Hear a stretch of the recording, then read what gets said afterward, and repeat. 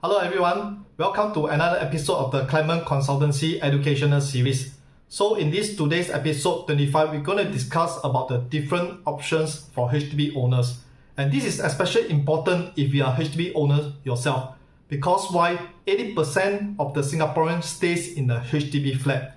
And I hope this information is useful and crucial to you to make a more informed, better decision for your existing HDB flat. Okay, so over here in this topic, we're going to understand the HDB price movement, which is important for sellers and homeowners like yourself, and the relationship between tenure and the price.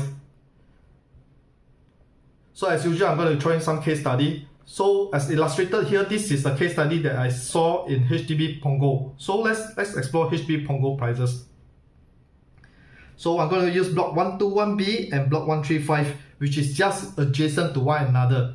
Okay, but with different tenure. So let's look at the price performance of 121B. 121B is a 5i unit, 113 square feet, built in year 2017. So it has a balance list of 94 years, and the last transacted prices was 630,000. Let's look at the adjacent one, which is beside it, the block 134, Punggol, 111 square feet unit, built in 2003, which has a balance list of 81 years. And the prices transacted was 478. So we have to notice here there's a 14 years of price difference and a great price difference of $130,000. So let's look at it. If a buyer were to purchase 121 and 135, right, they're actually beside one another, but you can see that the price difference is as high as a 6-digit figure, $130,000, because of why a difference in tenure by 14 years. Okay, so this is in Punggol. Let's look at another HDB Town, HDB Jurong West prices. Okay, yeah, so this is Pioneer MRT station. Yeah, so let's zoom right in. Okay, so I actually identified two property, block 977 and block 987A, which is just very close to one another in HDB Jurong West. So let's look at the price performance now. Okay, we can see that block 977 in Jurong West Street 93, 121 square meter, was built in year 1989. Okay, balance list left 65 years, was transacted at $460,000. Another property, which is block 987A, 110 premium apartment unit, built in year 2008, balance list of 84 years, transacted at $550,000. So these two, there's a price difference of $90,000 and the tenure is 19 years. So what does it mean for HDB owners like yourself? Later we will discuss what are the options available to you. But we can see that as the HDB prices go shorter in list, we call this tenure, right? Prices tend to underperform than their peers, which has a longer list. Let's look at another one, HDB Choa prices. Okay, I'm going to use block 487A and block 485A, which is just directly opposite one another. Let's look at the price performance of both of them. Okay, 485A, Choa Avenue 5, built in year 1999, balance list of 75 years, was transacted at $525,000. Another newer flat, which is just opposite them, 487A, Choa Avenue 5 as well, 113 square meter, built in year 2016, balance list 92 years, was transacted at $620,000. That is close to approximately $100,000. So the difference is here is actually 17 years. The difference in amount is $100,000. So as a HDB owner yourself, I urge you to log into HDB website to check your prices and to understand that how much has it gone down based on your last understanding. And why is this important? Okay, regardless of your age, right, there will be a period where we want to retire from the workforce. And what is the desired property quantum that we want to have? A lot of people say property is a good hedge against inflation, but I call our property is actually an asset that allows us to retire comfortably. So this is actually illustrated in episode 14. You may want to relook at my video over there.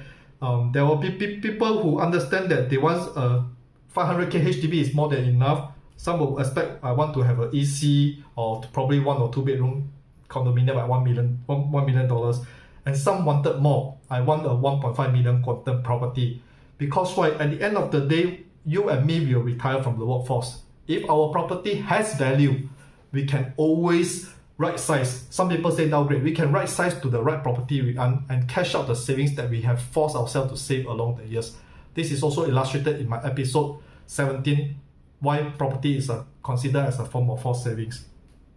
Okay, so before we understand what cycle are we in HDB now, we can see that the last peak was actually in 2012-2013 period. Okay, HDB prices has peaked, and today we saw this making another level high in 2022, probably because of the inadequate supply and the participation from the resale market, that people are entering the private resale market, HDB resale market, and pushing up prices. That goes for HDB as well. But with such a high index rate, is it healthy or not for the purchaser? I leave this question open to you because it's really very debatable. But what I'm more concerned here is this episode is really for HDB owners. You have waited 10 long years for your HDB prices to inch up further again. What are your options available? So let's look at another one of the example I pulled out in Choa. Okay, so in 2012, right, the peak period, one of the 5-bedroom in Choa was sold at $515,000. Okay, it's on a high floor, sold at $15,000. That was in 2012. Let's look at 2022 price performance, or rather 2021. Today, these prices has started to inch up closer to 500K again.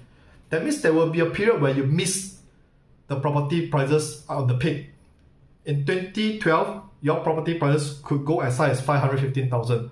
But during the stagnated period, it could actually drop to $400,000+. This can be found in the HDB website. Okay, so for this illustration purpose, I'm just going to showcase to you what are the difference between 2012 prices and 2021 prices. This 9 or 10 years wait, you have finally waited for the prices to inch up again. So now, another question that will come from HDB owners yourself. You say, oh, Clement, I waited 10 years, my prices has gone up. So can I wait a further 10 years? You must understand the relationship of TDSR and MSR in flat purchasing. This will be further explained in my other episode. But I just want to let you know that in 2012, you could be 40 years old. In 2021, you are actually close to 50 years old. Do you know that you may not have the means to finance your flat purchase at all? And the prices has inched up so much that you could take this golden opportunity to leverage on it and to swap your property for better gains. And this will be explained in my episode 26, which I'm still doing it, and I'll give you more case example. What can you do as a HDB owner? Can you upgrade to private EC or buy a bigger size HDB? So I'm going to explore the different conditions that you can have as a HDB owner, and what are the important metrics that you need to consider first. Okay, so before I end this episode, I want you to really seriously sit down and consider to understand what is your current property market price. Go inside HDB website, look at your prices, and you see, has it really outperformed compared to the last previous year? So ask yourself, should we upgrade to an EC or private property at this point of time? And if I'm buying a private property under construction, where am I going to stay? Will I have enough spare funds after the purchase? How is my safety net, and how can I create my reserve funds? And many, many more, which I will be very happy to sit down along with you if you have any further inquiries as to being a HDB owner. Okay, so coming back to here, this is very important because what I emphasize here is yourself and myself, there'll be one day we retire from the workforce. Regardless of our age now, right, we should really plan ahead, and we should plan a 3 to 5 year horizon to accumulate profit. Why is profit accumulating so important? Because it really speeds up the ultimate quantum that you desire to have during your retirement years. Okay, so it can be 500K, 1 million, 1.5 million or more. It really depends on you, because different style, different people has different strokes. Okay, so over here I'm going to end this video for today. If there's anything you'd like to inquire, please feel free to drop a comment or contact us, and we'll be very happy to assist you. See you and take care, and see you in the next episode.